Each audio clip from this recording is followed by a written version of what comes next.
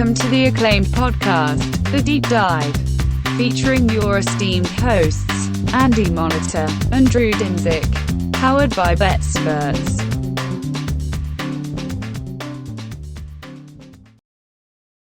Retweet me. I think we're live. I think we are too. Welcome do the thing. to... It's like that meme with Bart. They're like, say the line. Say the line. Welcome to the Deep Dive, Andy. We are obviously in preseason NFL form, as you can tell. But it's a very big day because we get to talk about my favorite part of the preseason process, which is breaking down the situational schedule matrix in all of its gory details. And I guess it's always important to sort of frame and characterize this before kind of getting too into the weeds with what we're talking about here, because the situational spots are very, very subjective. There is a math answer to how much does being on the road back-to-back weeks impact player performance. It's non-zero, right? And there is an answer to how much does having a bye impact player performance. It's not zero, right? But a lot of people probably look at this and think, oh, well, that's a green spot, I'm betting on them. That's a yellow, orange spot, red spot, I'm betting against them. That's not really how you ought to treat these. This entire process really helps give me clarity. I feel like, right or wrong, gives me some clarity as far as like, when would be a fair time to buy in on this team if I'm looking to bet on them from a future standpoint. We want market timing is everything. When should we get down? And I feel like if you look at the schedule matrix, you can kind of get a sense of imbalance. What's the easy part? What's the hard part? Where is a good buy low spot potentially? Like thinking through that stuff at this point in the season helps you kind of it may help us make some good bets. It may help us prevent us from making some bad bets. And we're going to get into that in detail. I guess, is that a fair disclaimer about how you ought to use this?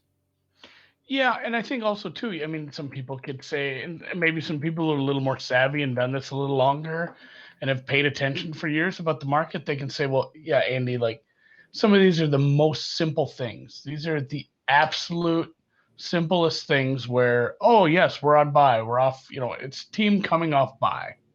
Like, yeah, everybody knows that. Well, I mean, that and some of these other little easy ones, like, hey, yeah, the team is coming off a Thursday night game.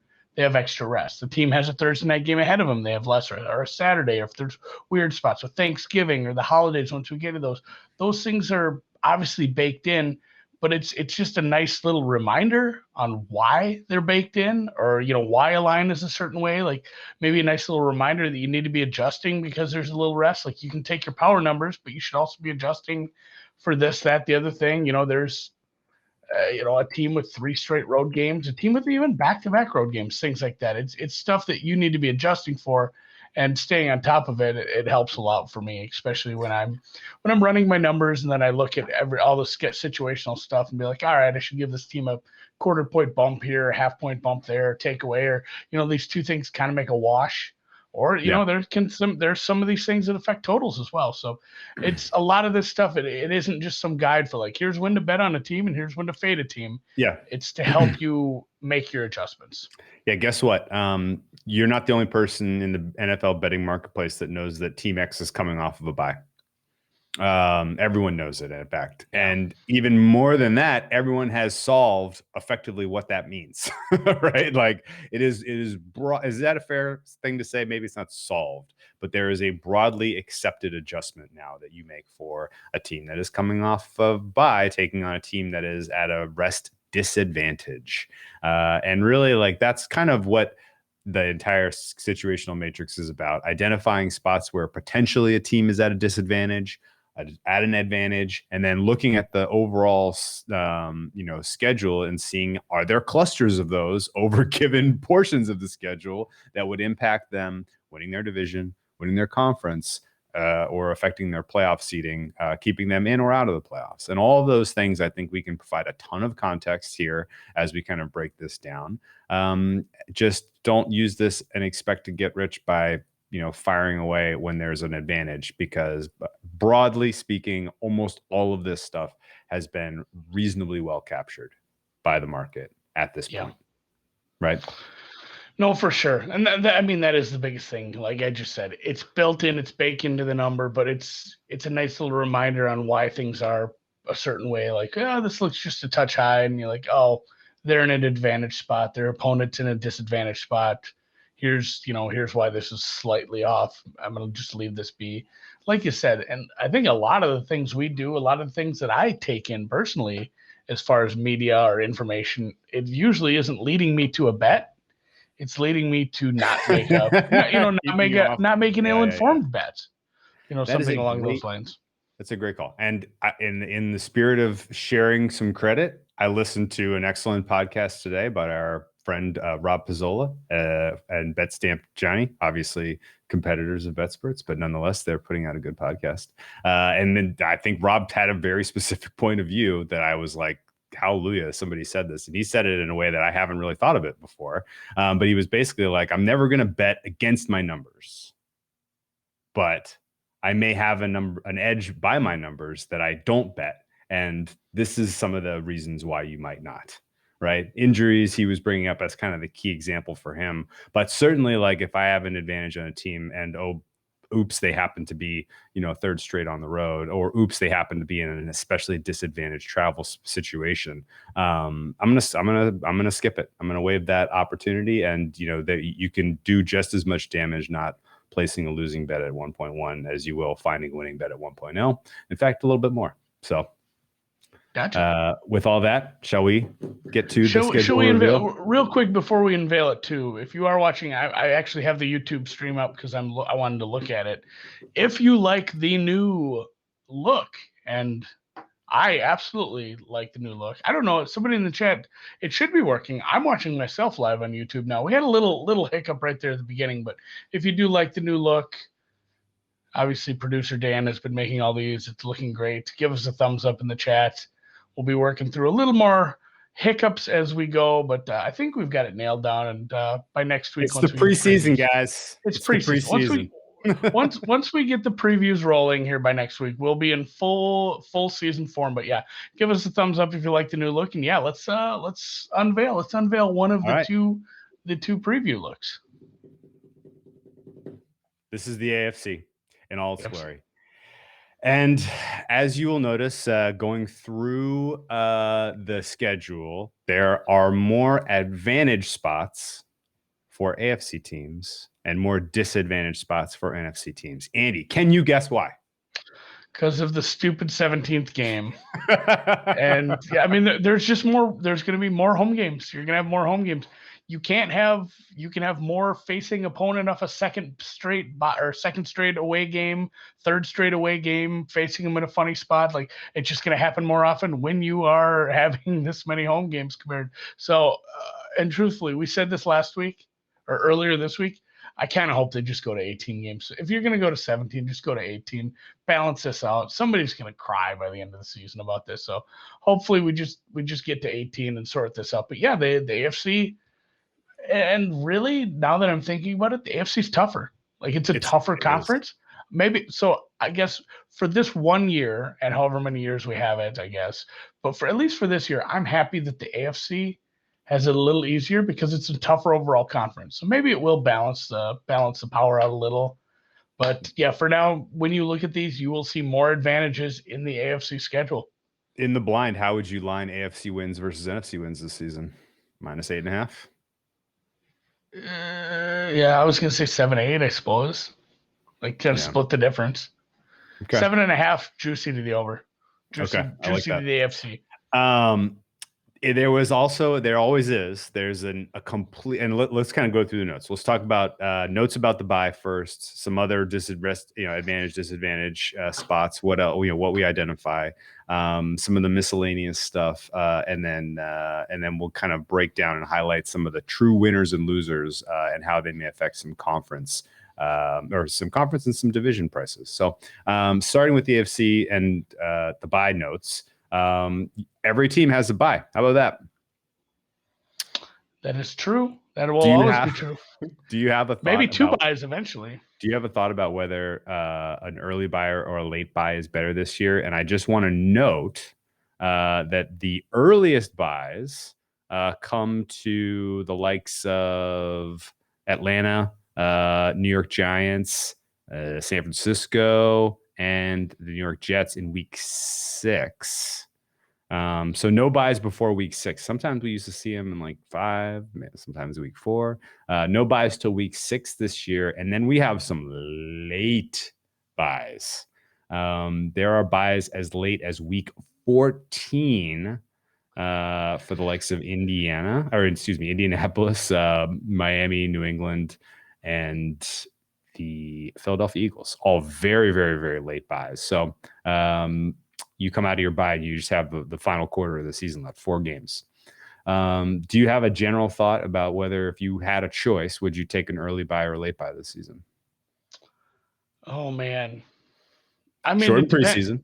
It would depend how my it's everything context. It would depend how if my team was gearing up for the postseason or not. Like, you've seen what happened, and obviously Big Ben was a mess, and there was other issues. But like what happened with Pittsburgh last year, having that early bye, playing forever many weeks in a row. If I was a competitive team and I was looking to make a deep run, I would want a later bye. I'd want late in the season to regroup. If I was a rebuilding team, I guess I wouldn't really give a shit. Okay. Fair enough. Yeah, it could affect a team like Philly, Philly, who has so many so many new parts, so many new integrations, a lot of guys coming off of injury, not getting a bye until week 14 is rough, kind of. But in general, I agree with you. I'd rather have a later bye than an early bye, but one right smack dab in the middle, week 9 would probably be the ideal week to have a bye, I would guess. It is going to be weird though, like week 14 is like kind of late in December. You're not getting a break until late in December. So they should have just given everybody 2 buys, and then that's probably where we're going once there's an 18 game schedule, but whatever.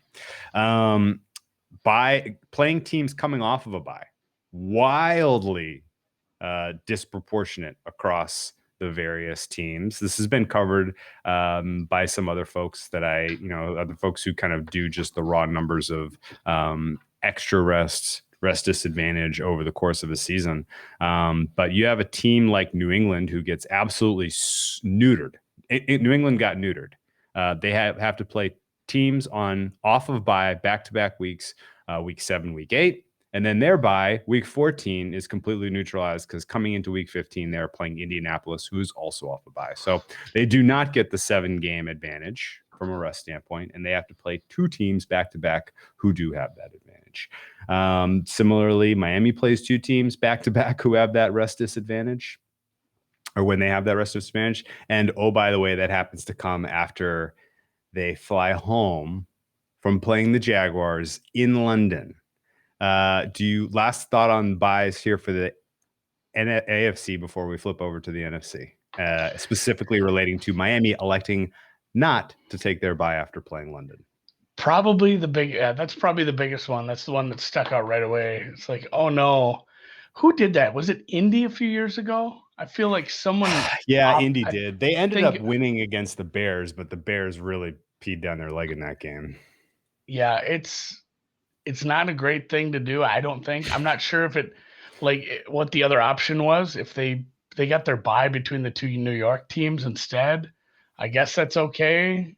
Getting extra rest for a home game versus the Jets doesn't seem to be as good as getting extra rest somewhere else. But yeah, instead they're playing in London, and then 2 straight teams who are off their bye, one of them being at Buffalo, who's obviously a very good team. So if Atlanta turns out to be a good team, that's going to be a nasty stretch. If they screw it up over in London, that's going to be a terrible 3-game stretch for the organization in general. Yeah. Atlanta, the beneficiaries of that, because Atlanta they lose that home game going to London, which we'll talk about in a second. But then coming off their bye, they get to play Miami, who's coming home from London immediately. So that'll be a little bit tricky. Honestly, this stretch of games that we're talking about for Miami, We'll go. I won't include Indianapolis week 4, but let's start at Tampa week 5. Tampa at the Jags in London, home for Atlanta, at Buffalo, both off buys. That's 4 very, very, very tough games. I think you're probably happy with the 2-2, but likely looking at a 1-3 there. Yeah. Maybe an 0-4. No disagreement on your part? Yeah, 1-3 is probably your median result. How many wins are you going to? How many losses can you sustain and still win the very competitive AFC East now?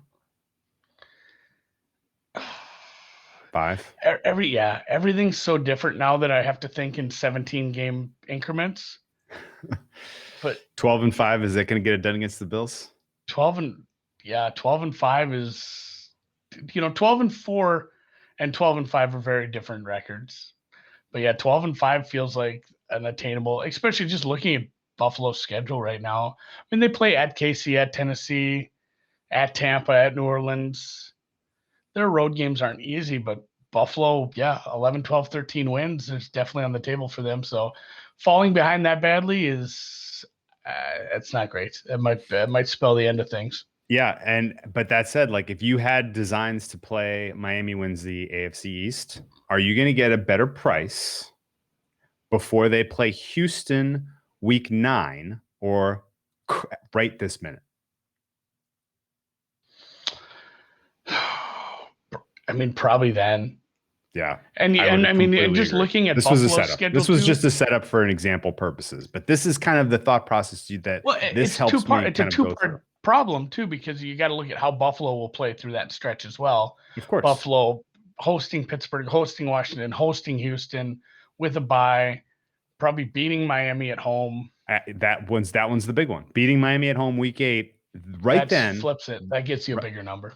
Right then and right there. That gets you a bigger number. And so if you have designs of betting Miami, first of all, if you're like, man, if Tua puts it together this year, Miami could win the AFC East.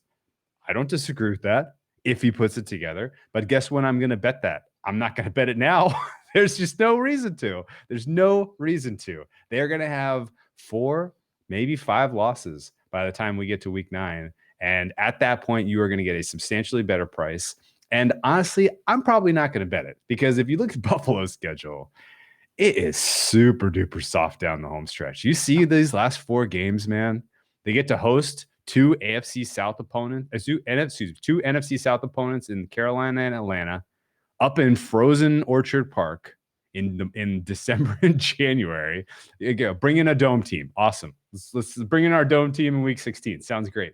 And then you get to play New England and New York Jets, who you're going to be touchdown plus favorites against in both of those spots. Maybe at New England, you're a 3.5 point favorite if New England happens to be good, which I doubt. But whatever the case is, Buffalo down that home stretch, if they sputter at all, man, I might be bombs away on some Buffalo to win the East. What do you think? Yeah, it doesn't seem just how we feel about New England. Obviously, the Jets are complete rebuild. Like the price is the price for a reason.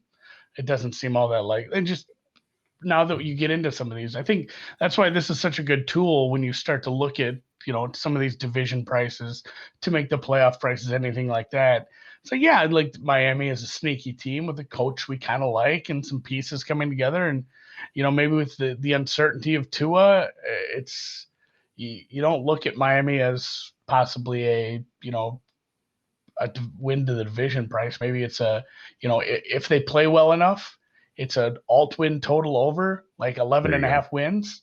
Yeah. They win 12 games, don't win the division, something along those lines. Like if it's a high variance, long swing to the good side, they play well enough and maybe don't end up winning the division anyways, but you can win some money if you bet them to make the playoffs, to go over their win total, to get over their alternate win total, something along those lines. So yeah, it kind of helps me put some of the puzzle pieces together on that. Yeah. And plus, if you wait on a Miami price, even if you do love them, and again, this is not betting advice, this is just hypothetical. If you love Miami, but you still have to acknowledge the uncertainty of Tua, waiting until week 9 gives you the opportunity to collect some data on him to improve your prior on what Tua is capable of. Like, I promise you, you're going to know a hell of a lot more about Tua in week 9 than you know right now. I promise. Yeah. And yeah, that should presumably add confidence and reduce variance in your projection of what they can get to from a win standpoint. And at the time you get to week 9, having already taken a tough loss to the Bills, you can then kind of make a decision about how you want to attack that future market if you even want to. So that's were kind of my key buy thoughts as I looked at the AFC. If we want to flip over to the NFC, again, a number of teams that avoid having to play anyone off of a bye. Whereas teams like the Bears, teams like the Vikings, teams like the Packers all have to play teams off a bye twice. So that's 3 of your NFC North teams. It's unbalanced like this every year. You'll find like here's a team or 2 or 5 that play nobody off the bye. Tampa and then there's too. a stretch Seattle like does too. Yeah, and then you'll find a stretch like not only does this team play somebody off the bye, you play 2 teams off the bye in a row. Like Dallas and Minnesota gets Dallas and Baltimore. Minnesota does kind of neuter it because Minnesota's off their bye into the first one. But if you want to say, well, that's a positive for Minnesota, well, it's also a negative. Like their bye is neutered by Dallas. So same thing, Chicago, Arizona, and Green Bay both off their bye, getting a little extra rest off of Thursday Night Football again. But still, if you want to get extra rest off Thursday Night Football, it's nice if you can take advantage of that instead of playing a team off their bye. So and vice versa. There's a few of these spots where it's just the same thing with Tampa Bay. They're getting off their bye, playing a team coming off their bye as well. So a bunch of these are that way. It's like they try to make it up to them a little, but again, it's not the same. It doesn't give you enough. And, Green Bay's aren't back to back, but they're two spots sandwiched around the Minnesota game. Two spots against presumptive playoff teams in a stretch where they are playing otherwise difficult road games and their home games are neutered. That's tricky, man. Bringing in Seattle, bringing in the Rams, both off their bias is going to be interesting. But I think it was interesting to me that you had Green Bay obviously is the most. Green Bay and Seattle were the 2 most impacted by this. Seattle in week 7-8 has back to buy off the buys, having to play New Orleans and Jacksonville. So New Orleans probably matters. Jacksonville probably doesn't, but they're both at home at least. And anybody who is looking at these while we're looking at these charts while we're watching, you want to explain your little, the colors all have a little legend off the side. You want to explain the little symbols that we started throwing in the other year? Oh, sure. What is it? Clock, airplane, snowflake. Okay, so for the disadvantage. Oh, and there's an up arrow. The disadvantage spots, I got a couple of different symbols here. They're all colored with a very faint yellow. These are I consider these mild disadvantage spots. I would not go above and beyond in saying this is a scheduled loss because it's so bad. For any of these, like this is just like, hey, if there's a snowflake in your cell, that means you're either a warm weather team or a dome team that is being asked to go play in the frigid cold in the typically cold time of year. And that's just, it tends to impact performance marginally. You just at least want to know about it. If you have a sunshine in your cell, that means you are a cooler weather team. Maybe you had your training camp in the cooler weather north, and you are being forced to go play in Miami and stand in the sunny side of the field in the month of September, which traditionally zaps and impacts player performance, especially in the second half. That's one of my favorite angles is a team with a lead in the heat of Miami sun coming out of halftime and just losing their legs. I feel like you could point to a number of examples from that since the new Hard Rock Stadium opened up and they put the visitors in the direct fall sun. It is really nasty. Terrible to do that to human beings, but they do. So that's the sunshine and the snowflake. The pointing up is an indication of earlier in the season. Maybe you don't have your legs under you because you're still coming off of a COVID year and a limited training camp. And you have to go play at altitude. And there's only one, I think there were only 2 teams that happens to this year. We'll get into Denver's schedule a little bit more in a bit because it's kind of funny. Usually the Denver effect really is week 1, week 2. You see teams with jelly legs at altitude. This year it's week 3, week 4. So maybe by this time you've kind of got your legs under you. But the Jets in week 3 and the Ravens in week 4 both have to go play at altitude. The London note is obviously that's self-explanatory, I hope. That one does make sense. Like, yeah, just going. Yeah. It was nice. It was something we didn't. I don't know. I was about to say it's something we didn't have to deal with last year, but at the same time, we've made money off the London games. Just Twickenham sitting there, and waiting, biding our time to figure out. Like, it's like a standoff between the 2 coaches, especially when it's 2 coaches that we don't trust. It's like, who's going to make the worst decision about travel here? Who's going to show up like Saturday afternoon or something god awful like that? Or who's traveling from, like their East Coast game back to like the Midwest and then to London instead of just flying to London from like New York. Like, there's always something. Yeah, it's Miami this year because they're going at Jacksonville home and then presumably at London, which is an 8.5-hour flight. We found out today. Longer flight than flying to Seattle. The last 2 symbols worth noting, there is a clock that is also self-explanatory. That is a West Coast or Mountain Time team that is playing in the early spot on the East Coast. So basically the 1 p.m. Eastern Standard Time kickoff for a team that traditionally lives in the West. So those are the clocks. The last one, this one is mostly just for me to kind of help keep track of this sort of stuff. But I put an airplane on the first road trip after an extended homestand. Does that check out? And why would I want to know about that?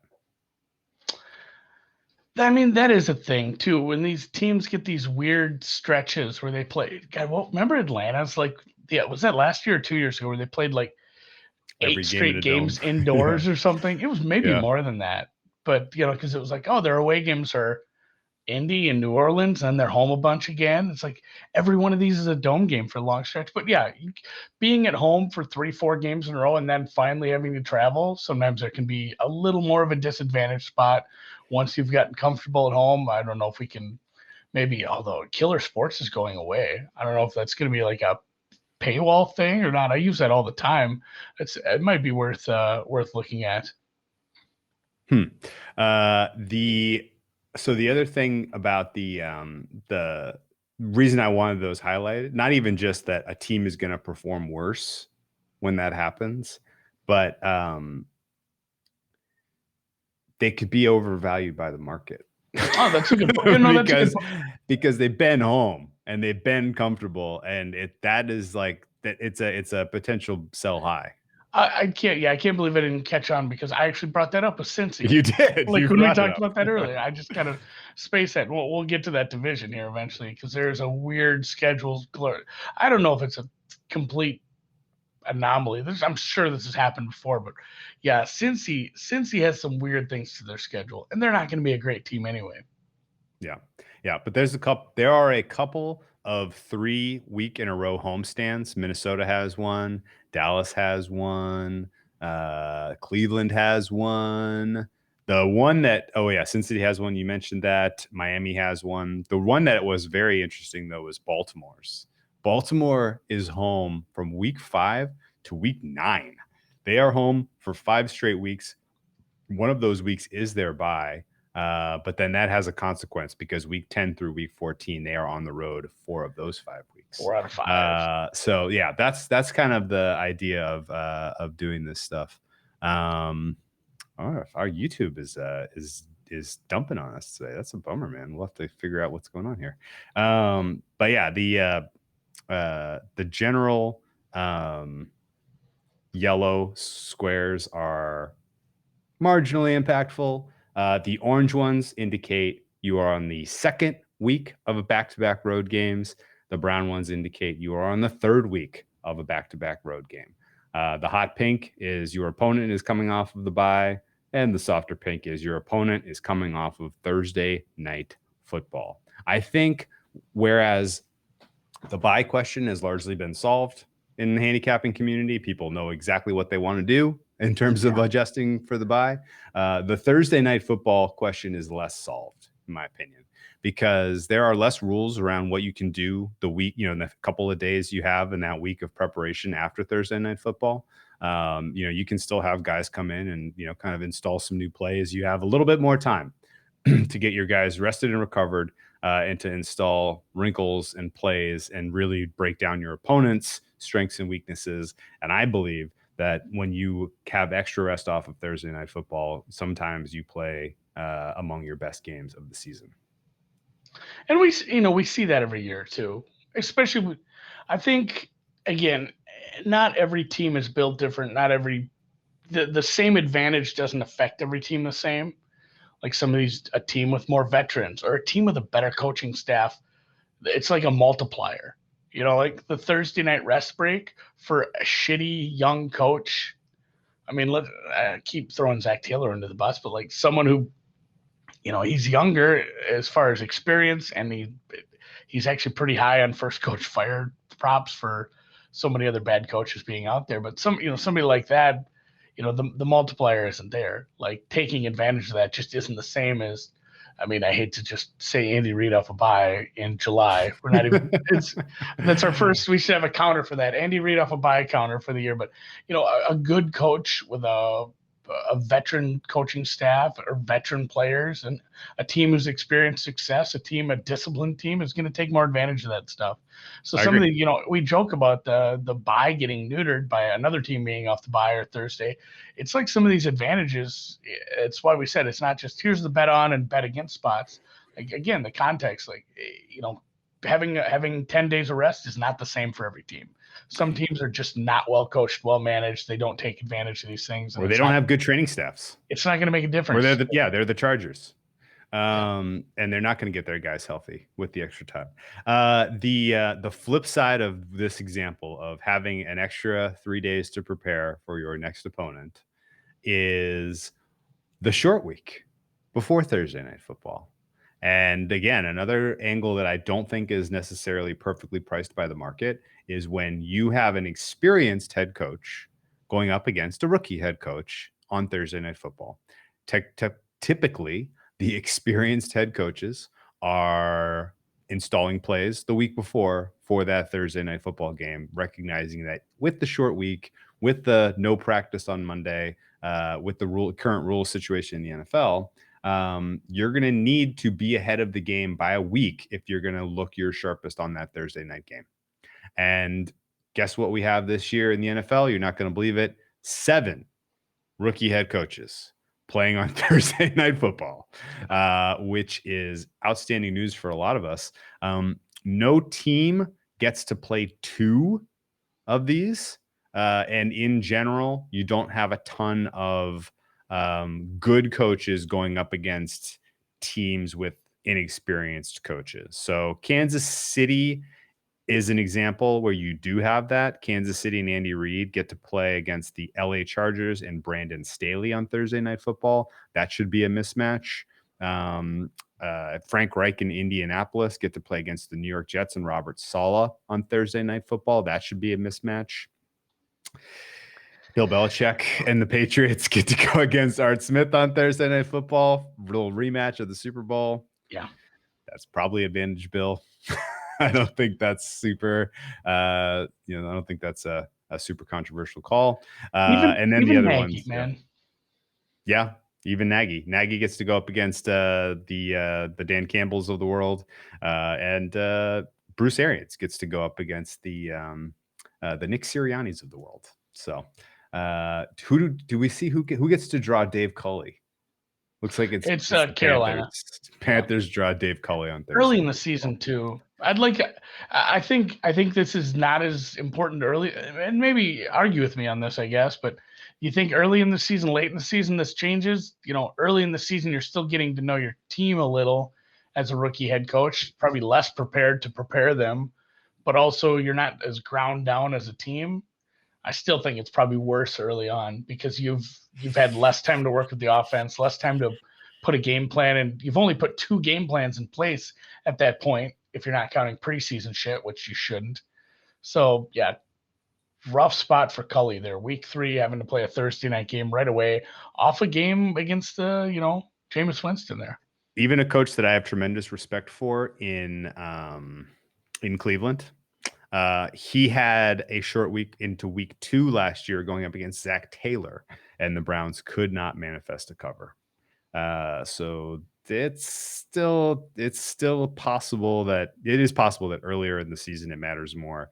But the rookie head coaches did not do especially well against the spread last year.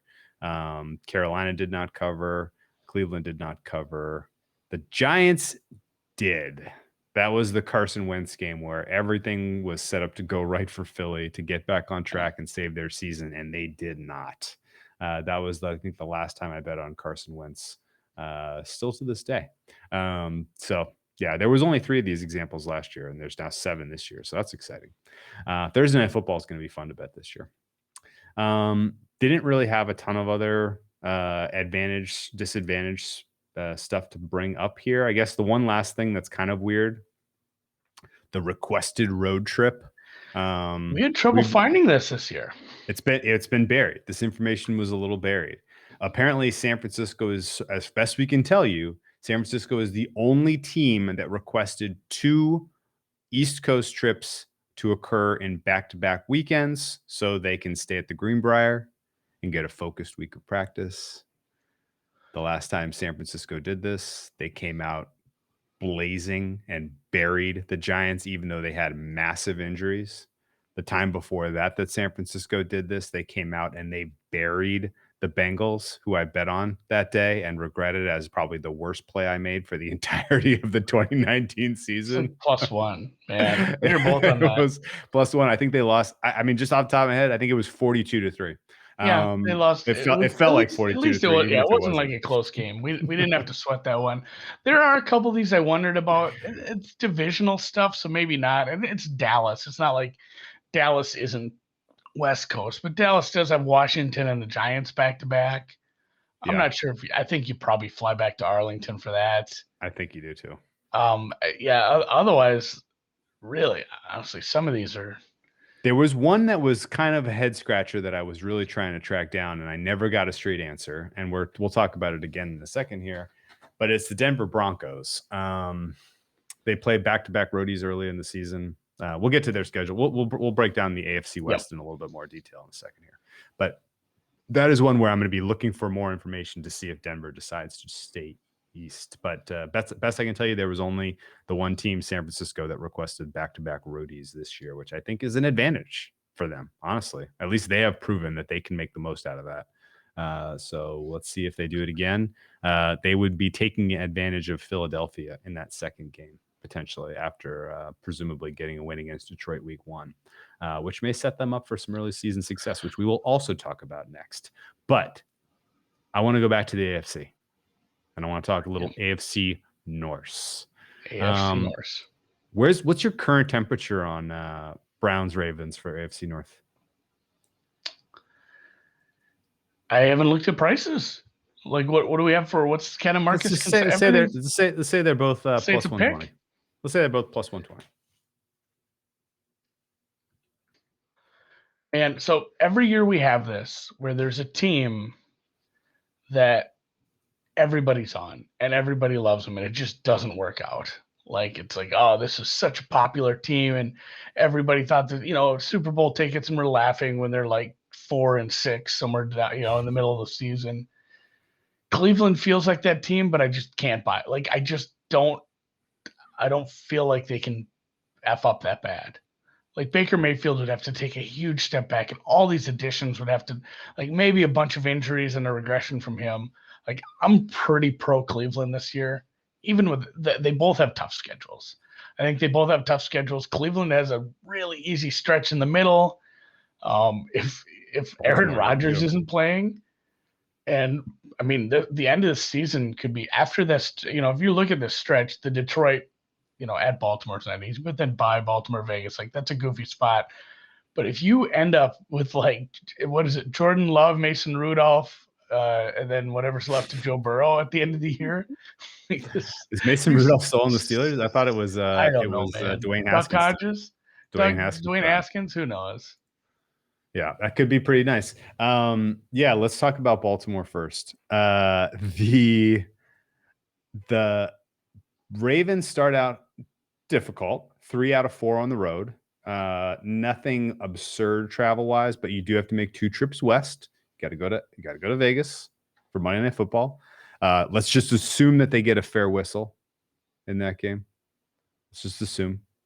And then you have to go at Detroit, at Denver, weeks 3, week 4, and Kansas City, sandwiched in the middle at home, a game you obviously care a lot about if you think you're going to be competing for the number 1 seed in the AFC. That's a tough opening. Sweet there. But then we get to the point we brought up previously where Baltimore has 5 weeks in a row. They do not have to get on an airplane or a bus. It is just show up at the stadium or stay at home. And not only that, but and we're going to deal with this all summer. There's a lot of ifs and buts. Like, we don't know. Indy, Carson Wentz is the guy who, took the team to the Super Bowl before he got hurt. I mean, he was a big part of that season. Carson Wentz is that guy, or Carson Wentz is the guy he is now.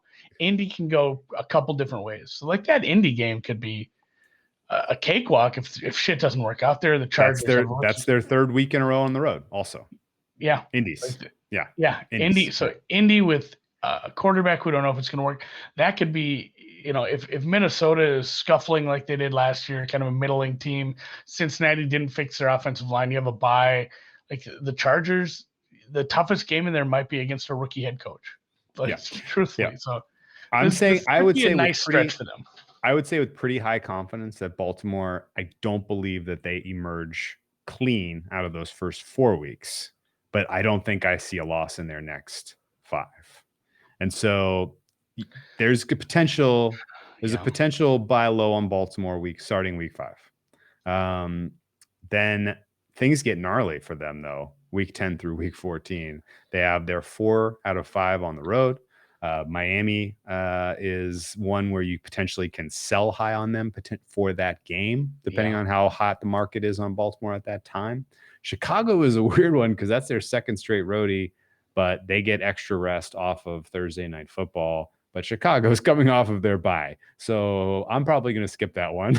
There's a little too much going on there. This is where things get effed for them. And again, that Chicago game, back to that real quick. Sometimes there's just too much going on. Yeah. And we're not going to sit here on July 7th and say, I'm not betting that game because there's too much situational stuff going on. Like, I'm going to evaluate that market the same as any other game when we get to it. But I'm going to remember this, and I'm going to look at my chart and be like, God, there is still a lot going on in this game, man. Yes. And then 12, 13, 14. This is where I think the clear advantage tilts in favor of Cleveland for the division.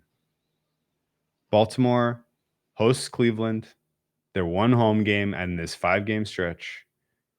Then they have to go at Pittsburgh, at Cleveland. Okay. You know what Cleveland gets to do in that stretch? They got to go at Baltimore. They got to go at Baltimore. They get their bye, and then they got Baltimore at home. So they can absolutely put everything on the table in that first game. Get that win. Put the clamps on it. Get that win in the first game on the road at Baltimore. Most important game on your whole calendar. You get that win, then you get a week off and you get to host Baltimore after Baltimore has to play a physical game against Pittsburgh. P-fucking-U. This sucks for Baltimore. Sucks. I cannot believe that the NFL did this to them. I always look at what game Baltimore is playing after Pittsburgh and what game Pittsburgh's playing after Baltimore, because it's always interesting to me because they always seem to be especially hurt in those games. And I can't believe that it's for the division against Cleveland on the road, who's coming off a bye. Like, this is mind-blowing to me that they gave Baltimore this scheduled loss. I can't believe it. We're going to be down on Pittsburgh this year. Like, Big Ben is broken. The offensive line probably even worse somehow. The defense is less elite. I mean, it'll still be a good defense, but I mean, guys coming off major injuries, like some real major injuries, not the ones you just bounce back off, but like Pittsburgh is not going to be a pushover. Like again, it could be a case where Pittsburgh wins very few games, but it's not going to be like easy wins. This is not going to be some team that wins the division and goes out and wins 3 games. Or, even if they are like a 5-6 win team and it's really disappointing, they will be in a lot of games. Like Pittsburgh's not going to fall off the face of the earth. They still have a pretty decent coach and a bunch of skill players. And if the offense can make anything happen, it's still very dangerous with those receivers. So like, we're going to discount Pittsburgh a lot, but we have to kind of remember like it's still not just it's not Cincinnati. Well, let's talk about Pittsburgh a little bit. Mm-hmm. Their bye gets neutralized. They won the division, man. Their schedule's not easy. Their schedule is not. It is not easy, man. It is not. They start out at Buffalo. They're going to be touchdown dogs. They got to go. Then they get Raiders, Cincy, blah blah blah blah. At Green Bay, probably 2-2 start. I think is a fair expectation there. Maybe 3-1 if something breaks your way. Denver, Seattle bye. Seattle coming off of Thursday Night Football, a little extra time to prep. That might be tough. But that's a lot of home games. That's not a lot of travel. I count week 2 home, week 3 home, week 4 on the road, 5 home, 6 home, 7 bye. So you are lightly traveled at that point, and you are probably looking at a winning record, and people are probably feeling like, hey, everyone said we were going to suck, but here we are at 5-3 or whatever, right? Cleveland gets their bye neutralized, or Pittsburgh gets their bye neutralized a bit because Cleveland has extra rest coming off Thursday Night Football. And then probably wins against Chicago and Detroit, or at least a competitive game against Chicago and a win against Detroit, who's coming off their bye. So through this point in the season, I think everybody's feeling pretty positive in Pittsburgh. Okay. Then they go. What happens then? They go to schedule hell. They go to schedule hell. I cannot tell you how difficult week 11 through week 18 is going to be for Pittsburgh. If they are not comfortably in the playoff picture when they beat Detroit in week 10, Pittsburgh ought to sincerely consider tanking for a draft pick. Yeah. Because they are, I mean, how many wins are in this stretch from week 11 to week 18? At the Chargers, at Cincy, back-to-back, home for Baltimore, at Minnesota, and then you get Tennessee, KC, Cleveland, Baltimore down the home stretch. That is 4 expected either co-favorites to win their division or clear favorites to win their division all in a row in the last 4 games of your regular season. No, but your home games are playoff teams. Playoff teams, yes. Like playoff teams from not only just like, and I hate using that, when we use metrics and strength of schedule, we try not to just go off last year, but like Baltimore, Tennessee, and Cleveland are not like, oh, they were playoff teams with big win totals from last year. No, they're expected to do well again. It's not. Pittsburgh is a good example of one that's supposed to fall off. They're not Pittsburgh, but yeah, when your home games are that tough, and then you have 5 road games, and again, a few of them are against playoff teams. Minnesota kind of the cusp of the playoffs. The Chargers have the talent last year to be a playoff team. Cincinnati, your road game at Cincinnati, while you're waiting to prep for Baltimore, if sandwich spots really exist, that's kind of a bad spot. That's one, yeah. And because you by the way, you just traveled to the LA and now go travel to Cincinnati, and you have Baltimore on deck. Okay, now go to Minnesota. Okay, over that stretch of 8 games, would you be more surprised with 5-3 or 0-8? 5-3. I think I would too. I think my expected wins over this 8 games is like 2 and change. Yeah, I mean, Baltimore would have to have a bunch of injuries. Yeah, I mean, to get to 5-3, throw out the injuries, but just mean expected wins over this 8 game stretch. And like that, if you extrapolate every the multiverse of schedules, like in that 5-3 scenario, they beat Cincinnati. Lamar Jackson is in the hospital for this whole stretch. They get the Tennessee win on the back of just like something, and then maybe Minnesota. Is that even 5? I think I only counted 4. You only counted 4. They got to beat the Chargers too. Yeah. It's wild, man. It's wild. So realistically, I'm not going to beat the drum that Pittsburgh is going to regress, that they're overrated, that forget Pittsburgh, they don't have a chance, blah blah blah blah. Like, that's overstating it. But I will absolutely tell you that be prepared for what will befall them at the end of their season if things, if this is a relatively healthy campaign for the expected playoff contenders, because that is hell. Never seen anything like it. Cincinnati, you mentioned, interesting little stretch there where they get at the Raiders off their bye, 3 games in a row at home where the opposing team is on back-to-back weeks. And then they have to fly to Denver and play in the cold and the snow in December, which will be interesting. And this was one of those too where I said, like, this might be the case where the Raiders are really bad. You're getting Cincy off a bye. The Raiders have been a bad team, but Cincy's nothing to write home about. And Cincy might be a little overrated on the road traveling out to the West Coast. You bet Cincy. Hey, they're putting it together. They're putting it together, man. Look at this. A late season push. Zach Taylor saving his job. Joe Burrow looks like the man. So this is like the one spot where you can be like, you know what, I'm taking Derek Carr at home here. And against the spread, especially if it's a close game, if it's a pick, like the offense might really slog along. If this offense slogs along, I'll avoid that game. Like, I'll just won't bet that. But then the Pittsburgh Chargers, San Francisco, they can go 0-3 there, but cover the spread each time. Yeah, like, that would not be out of the realm of possibilities. Those teams are off back-to-back road games. You bet them 3 times, and then they get so overrated at that point. Yeah. You come back on Drew Lock. Yeah. Drew Lock you're betting on Drew Lock at home because, if they, let's say, just 2 out of 3 against the spread, maybe even a sneaky win there in that 3-game stretch, they're overrated. Flying to Denver, playing with young quarterback at altitude in the cold weather late in the season. Ugh. Yeah, against the pass rush. Yeah. All right. That's all I have my comments on the AFC North. I really do feel like the schedule tilted the balance in favor of Cleveland. I really do. And we got to talk to our buddy Suma at some point because I know he's a Ravens guy, at least at this point in the season. He's fired up about the Ravens. Yeah, I think they're both going to win a shitload of games. Like, it might be a tiebreaker at like 13 wins to see who gets this division.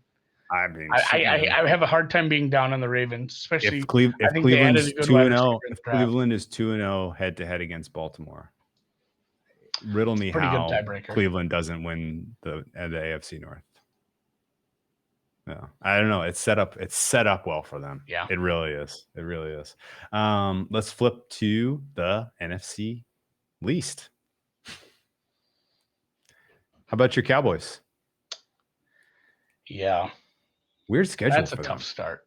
Really, that's a tough way to start. Getting your quarterback off a horrific injury, playing the Super Bowl champs in the bright lights, and then playing banner night. One of the teams with the most talent that underperformed last year with the rookie head coach, but that's not a great way to start the season. No, I'm not excited about that if I'm a Cowboys fan. And then, that other stretch you have highlighted there. And, if anybody is listening to this in podcast form, I'd encourage you to go look at the YouTube channel on some of this stuff or even just look at the charts later on or while you're listening to this. But we have a section highlighted for the Cowboys between weeks 11 and week 15 where there's 4 road games. 4 out of 5 on the road. 4 out of 5 on the road.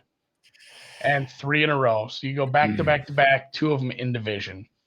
If you do poorly and that's 3 back-to-back, 2 of them are division games, you're putting yourself on the outside looking in, and that's tough because the NFC isn't tough this year. There's a lot of playoff spots up for grabs, and this kind of thing late in the season really puts you in a tough spot when you're trying to get back into the playoffs and probably save your job if you're McCarthy. Yeah, that Raiders game on Thanksgiving is going to be a big deal.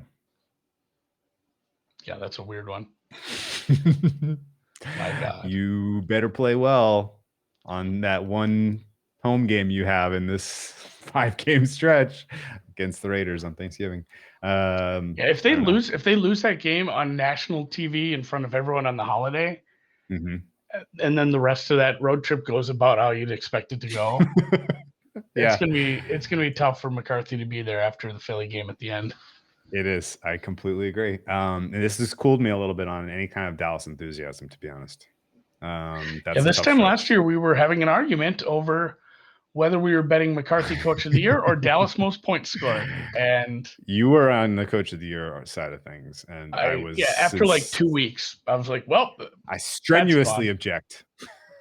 Yep, I'm done. I'm done with that take. And then all the injuries, like they were never getting there as an offense after that. And the defense was, man, even if they didn't get injured, like what is that team? If that offense is really good, they're just the Raiders from last year. It's like, oh, the offense can score. Oh my God, the other team just scored already. Go back out there. Like what happened? Well, at least they invested in stopping the run, so they're going to give themselves a chance this year. They'll give themselves a chance, man. The Dallas Cowboys are not the only team in the NFC least that has 4 out of 5 late in the season. The Giants also have 4 out of 5 late in the season. At Miami, at LA. That's not an easy trip from New York. Fly down to Miami, fly out to LA, then home for Dallas, and then at Philly, at Chicago. Things could go sideways there for the Giants late. And I mean, Philly's schedule is pretty easy. I tried to highlight what I thought was the toughest part. Obviously, I don't see them starting the season especially well. Particularly that week 2 game hosting San Francisco. They're going to be in a little tight spot. But, you know, they have a 3-4 road trip at Vegas, at Detroit, at Denver in there. Their middle sandwich game is hosting the Chargers, who could be frisky. I mean, Philly's probably going to lose a lot of games, but their schedule is not quite as tough as the Giants or the Cowboys. No, and if you're Philly, you hope that Matt Ryan is done. You hope that Sam Darnold doesn't work out. You hope that Dallas can't bring it back. Like that's how you get to 3-3 in those first 6. Yeah, because you're not beating KC and you're not beating Tampa. You're not beating San Francisco. You're not winning your 3 home games. No. Like it's funny. Yeah, the winnable games are on the road, which is worse. So I mean, anywhere like 3-3 is best case. And worst case is all of them lost.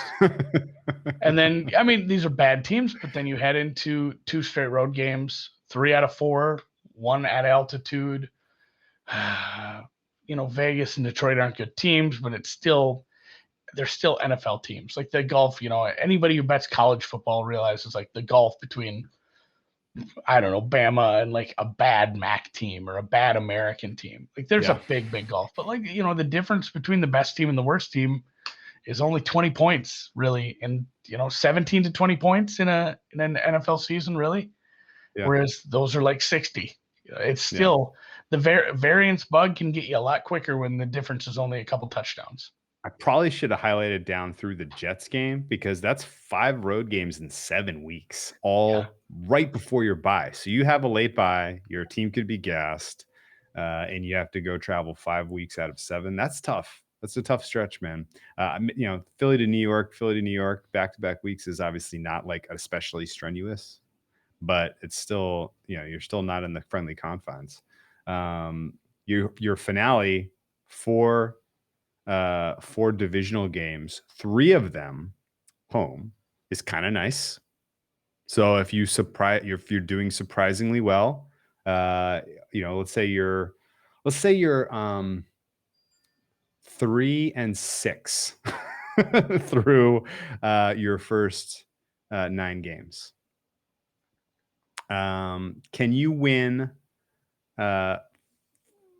your last? What, can you win 5 of your last 8? 8? I'm not even. Does that number add up right? I'm still not used to that. That would get you to 8 and 9. Where I'm going with this is, can 8 wins win the NFC East? No, I think it can. Not this year. I think it can, man. These schedules are all hard. Look at 8 Washington. 9, 8 and Let's 9 jump over to Washington. Yeah, they're all tough schedules, but let's jump over to Washington. Washington. I mean, instant reaction. Who has the best chance to win the division without even looking at the odds in your mind? Washington's got the best team, but they've got the worst schedule. That's right. I think it might be like if Daniel Jones is a little better. Like their Giants they all have tough schedules. Good. Yeah, the Giants' defense could get them to a division title. Sure, you have a shutdown corner. And you have a halfway decent rest of the defense. If Daniel Jones continues to improve as a runner and sack doesn't get used like we used running backs in the early 90s, that's a division-winning team, and it's like a 9 or 10 win team. Like Washington's better, but tougher schedule. Dallas is, who knows? Like if they can put it together, the defense is not going to be better. They drafted a lot, but that doesn't fix it. My gut says the Giants have a good enough defense to get them some hard-fought wins against some average and below-average teams. And my gut says Jalen Hurts is good enough to get some hard-fought wins against some below-average and some average teams. But the best team for sure is Washington. But Washington's schedule is just nasty. Their last 5 games. So first of all, let's talk about market entry again real quick. Washington football team, last 5 games are all against NFC East. Very weird. Haven't seen that before. Don't know why they did that to them. Don't know why the entire division really is backloaded here. Like, and you know why this sucks? It sucks for us as NFL fans because all of the drama late in the season, all of the games that they're going to really put in prime time, put in front of us, push out there because they're going to be meaningful. They're going to be against these dog shit teams. And it's a bummer. But like, look the Dallas Cowboys play 1, 2, 4 of their last 5 are against NFC East. The Giants, 3 of their last 4 are against the NFC East. Philly, their entire last 4 NFC East, and Washington, their entire last 5 NFC East. So there's really no reason to go bananas on this market at all until Thanksgiving. None. These teams are just going to get punked by all the good teams on their schedules. They may win a couple coin flips here and there, and then it'll all get decided in December and January. Yeah, I think it's nice when you can have that. It's almost a luxury because you can evaluate if you think the market isn't pricing it correctly at that point. You'll have a lot more information by then. So that's kind of where I'm at. I wouldn't place a future bet to win the division, any of these teams with your money. And like you said, we agree. like you said, this is, and again, we do this every year. We say, hey, here's a plan. It's not like saying I am going to make a bet in late October on one of these teams. No, I'm giving myself the option to make a bet. Like saying this is an option call. October is probably better than now. And this is an option call. Yeah, Brilliant. It's an option call. I might not make that bet. So yeah, we'll get to this division. This will be a very interesting one as we get through the season to kind of evaluate. Just to point out that Washington stretch at Buffalo, at Atlanta, home for New Orleans, home for KC, at Green Bay, at Denver, like not great. Not great. That's not great. I think Alex Smith retired. Saw the schedule. I don't think you wanted to play that stretch, man. It's not a good schedule. And also, by the way, I haven't fully vetted all of the. There's a little M there on the Raiders game. You see that? Mm-hmm. That stands for the Washington football team is coming off of a Monday night game, whereas the Raiders are coming off of a Thursday. So there is even an extra day. It's the double-double. That doesn't double-double. happen that often. It doesn't happen that often. It's really rare. And I got to double check that there aren't more of those on the schedule. But so far, that's the only one I found. Now that's interesting. Raiders get an 11-day prep, and Washington gets 6. Oh, man. Yeah, cool. Not great for the football team. It's almost as if Daniel Snyder's being punished. Karma's getting him regardless. Yeah.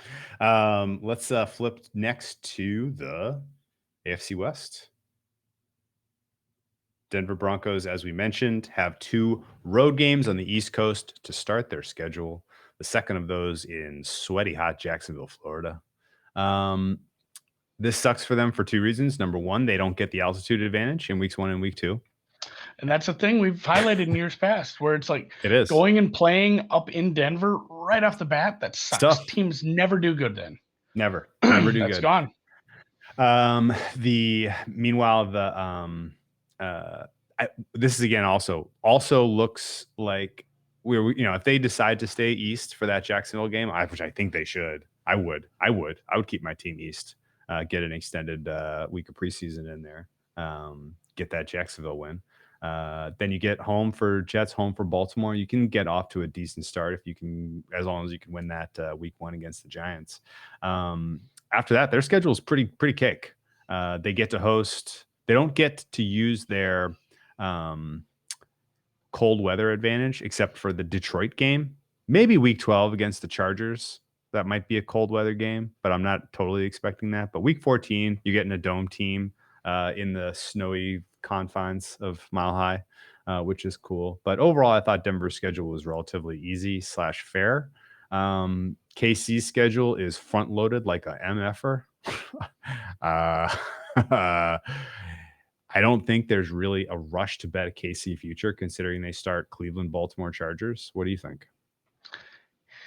Yeah, I'm not jumping at it. We had some last year, and we got a good price on it, but at the same time, the schedule's getting tougher, and I don't know if like people catching up to them is a thing, but it certainly is in the NFL. Like you got to keep innovating, otherwise you're not going to stay on top. And also, like those are teams that could all be in the hunt in the AFC. Right off they the got bat, Buffalo week 5 too. I should have dragged that down through 5. Buffalo week 5 is no cupcake. So this is why I think this. So if everything goes right for KC, they're 5-0, right? Have they really exceeded expectations at that point? Is their number come in that much? Probably not. No. But but the math might tell you that it should have, right? And so after they play Buffalo, if they beat Buffalo, if they're 5-0, then might as well bombs away KC some KC numbers, right? Yeah. I don't think it's down to like even money or something ridiculous, obviously. No way, but it's no chance. Especially go look at Tampa's schedule. Go look at some of these other teams' schedules. If Cleveland's 4-1 or something, if Baltimore has won all their other games beside that, maybe they're 4-1 and they lost to Buffalo. Buffalo's doing well. Like some of these other teams are going to keep the price depressed, especially within their own conference. But like evaluate that. That's one where evaluate it going into the Washington game and kind of see like, do I want to add some KC to my portfolio? That would be the time I would add if I was going to add, or if they, Buffalo gets them in that spot, Buffalo might be the driver's seat for the 1. Same with Cleveland. Cleveland might get them. They might be in the driver's seat. Baltimore might get them. They might be in the driver's seat. Like I definitely could. The Chargers might get them and be in the driver's seat for the West. Who the hell knows? Probably not, but maybe. The other thing I wanted to point out about KC's schedule, because it gets real easy. Like after Buffalo, they got a little bit of an advantage against Green Bay, but not much. They're not really playing anyone tough. Toughest game in there is Tennessee. Yeah, Tennessee is giving them a tough time. Well, it's the second week of a back-to-back. Yeah. So like Tennessee has played them tough. The Raiders, truthfully, kind of have played them tough. The Chargers have a good game plan against them. So maybe Chargers later in the season. That one's Thursday Night Football. It's a Thursday Night Football rookie head coach. So we say, the Chargers have played them tough, but that was a different Chargers organization. So maybe I'll toss that out the window. Anthony Lynn's not walking through that door. No. See the Rams they got D coordinator. A team doctor too. Who's the Rams? Rams got a good D coordinator. It's it was the Atlanta coach, Raheem Morris, I think. I kept calling him Raheem Mostert. No, you're right. He is the Rams defense. He replaced Staley. Is Lynn in O coordinator in Detroit now? I think. I think. We'll look into this. Yeah, that's right. The other thing about KC's schedule I wanted to point out: finishing your season road puts a premium on winning your division and getting the bye, right? But especially winning the division, right? Yeah, at least getting a home game. But boy, getting the 1 seed again. Now that the 1 seed is the only team of the bye, like getting the 1 seed really, really matters. Like if it's a dogfight, well, not only that, but they'll have an advantage. Having Cincinnati and Denver late in the season like that, those are some easier road games, albeit still road games, but having some lesser opponents will help you get there. But man, you don't want to go road and then have to host again. It'd be nice to go road, bye, host after a team that just played another week. It's kind of dumb to say, the bye is good, but I think it's even better when you end the season like this road. And these are tough spots. I don't expect Kansas City to be a wild card team, but stranger things have happened. But teams that have this, where they go road, and then end up in a wild card spot, that is like a death RIP in sentence. peace. RIP in peace. Going road, and then road playoff game. Tampa won the Super Bowl as a wild card last year. Guess who's not winning the Super Bowl as a wild card this year? Kansas City. And it has everything to do with this end of the season. Not going through the AFC, not going road. That is a very tough ask. Tampa Bay had a home game to end their season, and they had a home game to end their playoff run. So it was a very different situation. Chargers, on the flip side, they end the season pretty damn soft. What do you make of that?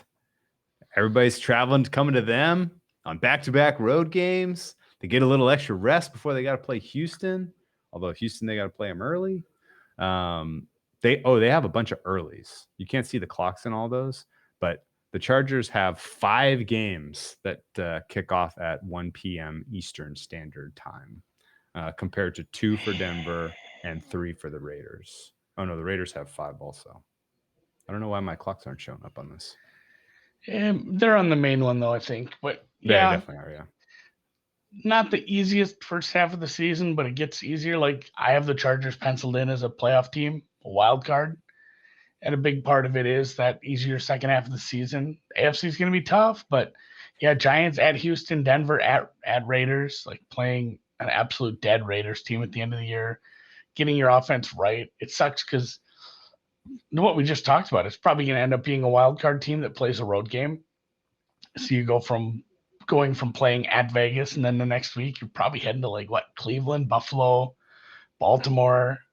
Like none of those are easy destinations as a second straight road game. They might not go far in the playoffs, but I definitely think with that second half of the season, especially if Minnesota and Pittsburgh don't, stay. I don't even want to say Minnesota was good. They certainly weren't a playoff team. They weren't on the level of Pittsburgh, especially for the big first part of the season when Pittsburgh wasn't losing. But Minnesota was like a fringe playoff team last year. Like their offense, obviously, with Justin Jefferson being so good, Dalvin Cook being such a good runner, like they are right there on the edge of a playoff team. I think probably still because there's not a big difference in what that team brings to the table from last year to this, and the NFC is probably easier than last year. So Minnesota and Pittsburgh aren't gimmies, but they're home games. Philly, Denver, Cincy is road games. Like that whole second half of the season, you got the KC game, but maybe that's it. So the Chargers could make a run there, end up in the playoffs, but again, going road to a road playoff game isn't great. Yeah. Yep. Yeah, the Chargers schedule, somebody did bring up, Tripp brought it up, first 6 games are tricky. That is true. There's some tricky ones in there without question. But you're not doing a ton of traveling early in the season, which is kind of nice. You got to go at Washington and at Baltimore. So 2 East Coast trips in 6 weeks, but your only other road game is at KC. And it's another one entry. Like if I was entering on the Chargers, it might be during the bye. Yeah. If I can find a good price for them to make the playoffs, like if somebody's hanging to make the playoff prices live during the year. If they're 3-3 and their 3 losses are KC, Cleveland, Baltimore, those are probably the 3 best teams in the AFC. Yeah. Give it to me. Yeah, why not? Okay. The Raiders also pointing out the end of their schedule is a disaster. At KC in the early slot, at Cleveland in the outdoors, and at Indy in the early slot. Denver sandwiched in the middle there. That's just, I don't think the Raiders are getting any wins in their last 5 weeks of the season, I would guess. But no, the Washington spot might, if that really does work out well for them.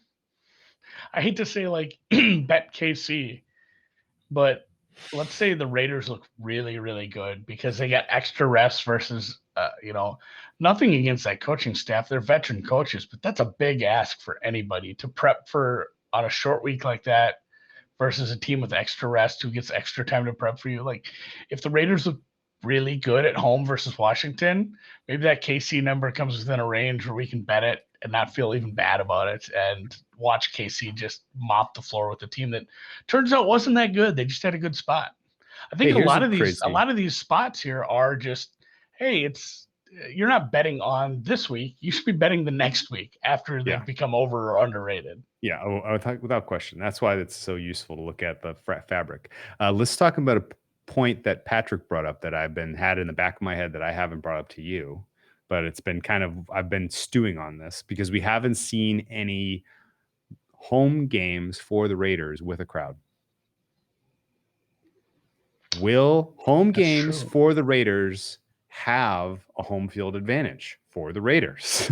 Or will this be a destination type of deal for fans of every other team who is playing in Vegas? He brings up the Bears. Literally every Bears fan I know is planning on going to Vegas for that game. And it's like an Arizona game. Remember the Cardinals game against the Steelers?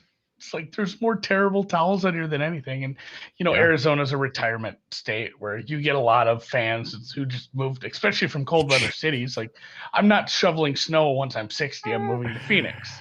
Patrick You'll on see one that. right now, man. Yeah. They'll have home field advantage for the Chargers and the Bengals. Of course, that's a great point. So two that's games, there'll it. be more Raiders fans than there will be opposing fans. But they may be outnumbered in a bunch of these games if it becomes a destination thing to go to Vegas to see your team play, right? They might have to start doing like they do in European soccer where they can only sell so many tickets to the opposing team, which is super, super hard to monitor. But because I don't think it's a thing at like Knights games, even though that is such a destination for people who have a hockey team they like to follow. Smaller Like arena by a long shot. Yeah, you still like. There's a really good support for the Knights, so they are excited about the Raiders out there. But it won't be as it'll be more of you'll see more of a traveling crowd heading to these games than like nobody's like, oh man, I might go watch the team play in Buffalo this weekend. I've been dying to get up to upstate New York or the Meadowlands. I want to check out some of the scenes where they shot some of the things from The Sopranos. Yeah, not a destination. Vegas, Phoenix, Miami, baby. Yeah, maybe San Diego. San Diego used to be, but LA is a little bit now. Not even a team anymore. LA might be a not a destination deal, but I am prepared for it to be a opposing team fans who live in LA decide to go to that game, like the Chargers when they were in the soccer stadium. Yeah. People who live in LA's freaking big, 20 million people. You're bound to have 50,000 Steelers fans or whatever. So Giants fans, Steelers fans, Vikings fans, Patriots fans, guarantee you all of those will be pretty hefty crowds against the Chargers. Oh, even like the Gophers had a home and away with UNLV a few years back, probably 10 years back now. I knew a lot of people that was like, well, I'm going to a Gophers game. Let's go. All right, let's look at one more and then we'll call it a pod. This is the Arizona Cardinals, LA Rams, Seattle Seahawks, San Francisco 49ers of the NFC West. Seattle and Arizona start out the season not friendly, whereas San Francisco, boy, oh boy, does that look like a potential soft start. Obviously Green Bay and Seattle are good teams, but you get them both at home early in the season. You get your 2 weeks to kind of get right on the East Coast with your little mini camp.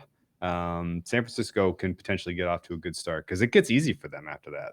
Arizona, Indy, Chicago, Arizona, not bad. You get an early bye, which could be good for them, depending on whether it's good or bad, I have no idea. But only 3 trips that they have to make east: Cincinnati, Jacksonville, Chicago. Amazingly, Seattle only has 2 early trips. By far the fewest early kickoffs of the West Coast teams, with 2. If you'll remember from the last slide, both the Chargers and the Raiders had like 5. And the Cardinals have 5 early kickoffs. Cardinals start with 3 out of 4 on the road. That sucks. I think the idea of a Cliff Kingsbury having a a rousing start to this 2021 campaign. I put into serious question when I look at this, the first 6 opponents for them. Do you agree? Yeah, no, for sure.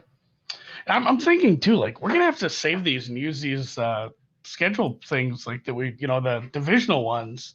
Oh yeah, Maybe you have to use them during the divisional previews. We might be bringing these back. We'll be bringing these back in the coming weeks for sure. You like the look, right? Like it's a good visual.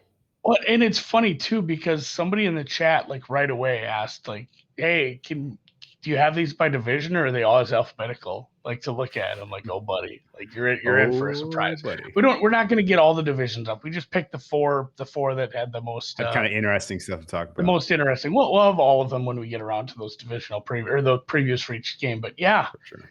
This is the one I've had the most trouble with. Although, off the bat, and again, it may be because it was alphabetical and I looked at Arizona first, but I said, man, Tennessee's not full on East Coast. It's far enough. East Coast, West Coast, host the Vikings. East Coast, very East Coast, all the way to Jacksonville. West Coast, back at home to play the Rams. And then San Francisco and Cleveland. And then your Cliff Kingsbury, first coach fired. Those are Jacksonville. Jacksonville's not a good team. They're young. You're playing Tim Tebow and a coach that might not know what's going on in the NFL. But for the most part, those are pretty quality opponents there. And 4 of them are on the road. 5. Yeah, that's it's not I guess it depends what management decides to do. They're like, hey, do we let them get right versus Houston? Yeah. Because after it's Green Bay and San Fran again. And again, there's a whole road game against Seattle before the bye. After the bye is easier. It is a little easier. You still get LA and Seattle, but you get them at home. But man, Arizona's schedule is not setting up for Cliff Kingsbury to impress and shut down the haters. Yeah, Patrick brings up another great point. He's on fire today. Week 1, East Coast travel is mitigated. I 100% agree with that. But an early kickoff still sucks. You don't want to be doing all of your training camp in the Pacific Northwest, nice and then have to kick off at what feels like 10 o'clock your time. It's not cool. No, not good. Definitely could set yourself back in the first half of that game. Anyway, the Rams. Easiest schedule of this group by a mile, I have to say. I know I wasn't hot on the Rams. I'm not sold on the Stafford thing. I'm not sold on the coach altogether sometimes, but I do have to say the schedule is conducive for them to play well, make a run at the division, maybe win this division. Certainly, I think the Rams are certainly a playoff team. Again, it's the NFC. And this kind of schedule probably gets you double-digit wins pretty quickly. The 2 toughest games in your schedule at Green Bay, you get them off of a bye. And then at Baltimore, week 17, presumably you could already have this division sewed up. So that's not one that I really think is one that you're sweating now for sure.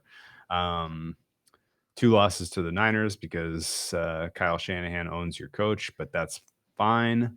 And they're the only team guaranteed to play Andy Dalton. So good for them. That's a thing. Yeah, it'll be, oh my God. I don't even want to think about that yet. We'll get to the Bears eventually, but San Francisco, I think Patrick says, they need to stay healthy, but also we don't really have a good inkling on what they want to do. Yeah. The fact that what they did over the offseason, where they traded, where they drafted, speaks volumes about what they think about Jimmy G. He was hurt. He played well at times, but he's been injured a couple times. And I don't know if they're going to make a quarterback switch at some point during the season. It makes it awful hard to read the tea leaves on how the schedule goes. So San Francisco may be the most high variance team out of these. Yeah, I agree. Just 'cause I kind of know what I'm getting with Seattle, even though they surprised us. Yeah, they surprised us in the regular season to start last year, where it's like, oh my God, this team is going to be fun. They finally figured out that they're idiots, and then they went back to it. But San Francisco, alt over, alt under.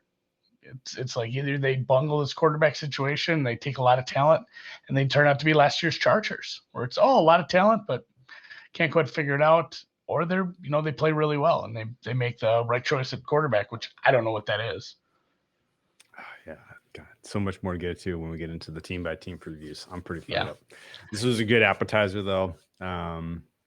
Major takeaways, closing thoughts. Yeah, just like we said at the beginning, this is a great tool. We're going to post these on Twitter. I'll probably put them in a blog just so I can reference back to it, so I can always have that link so you can find it. I'll just say, here's Drew's charts, and that'll be the whole blog, so you can go find them later. And yeah, use these to your advantage. But again, like we've pounded over and over again, this isn't just this isn't an answer key. No, yeah, like the old. I don't want to dig on another company, but like some of these companies that have. I mean, we use Killer Sports. We were talking about the SDQL, things like that, where you enter a bunch of trends and you overfit it, and it's like, all right, this is a bet on, this is a bet against. You're not using any more context than that.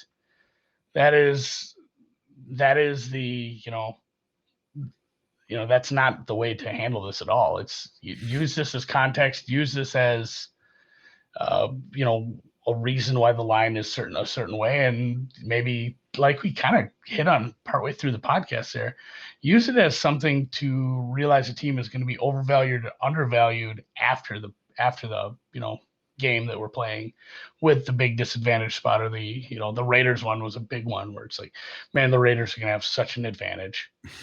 And then they're still a bad team. Like they still are who they are. The next week they could be, maybe you get like KC minus 7.5 to 8.5, where it should be like 10.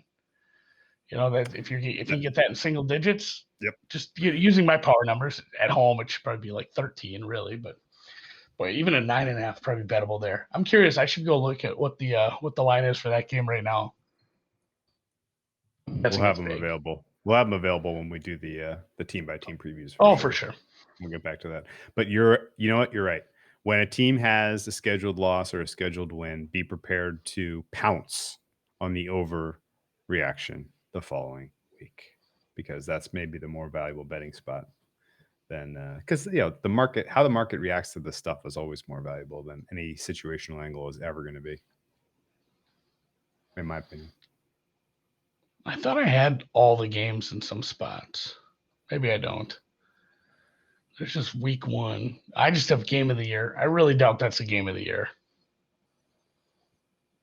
Kansas City. Maybe all the Kansas City games are. Here it is. Ooh. Thursday, November 11th. Oh, it is, because it is on the road. Kansas City minus 8.5. That's not the right game. That is not the right game. You're right. The one that the Raiders at KC. At KC? Week 14, December 12th-ish. Yeah, that one's not up. We'll have to see. We'll get there. Long way from now. I'm overexcited for that. So, with that, games left. If you have any questions, especially if you see something that we missed, how about that? It is on December 12th. I got the date exactly right. I completely guessed. Yeah, if you think we missed something, definitely bring that up. For sure, we'd love to hear that, and yeah, hopefully you enjoy these. Absolutely. Best of luck. Hit the music. Hit the music.